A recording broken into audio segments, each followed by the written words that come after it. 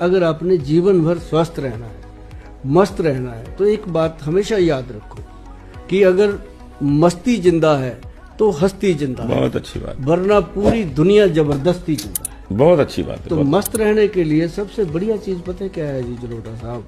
वो है कि जीरा, अजवाइन और सौंफ, तीन चीजें। सौंफ, जीरा और अजवाइन क्या कमाल चीज है जी। इसको तवे पे रोस्ट करके जी। जो गृहिणी सुबह 6 बजे उठ जाती है, रात को 11 बजे बेड पे पहुंचना है, उसने थक जाती है, टूट जाती है, बच्चों को स्कूल भेजना, तो उनके लिए ये बहुत बहुत बड़ी एक नेमत है कुदरत की कि ये तीनों का पाउडर तवे पे रोस्ट करके अगर बना लें और जब भी वो खाना खाते हैं 1 चम्मच खा लें, ना तो वजन बढ़ेगा, ना ही डाइजेशन खराब होगा और ना ही कभी नींद ना आने का दिक्कत होगा। मतलब ये पूरी तरह से बॉडी को सर्कुलेशन को ठीक रखता है।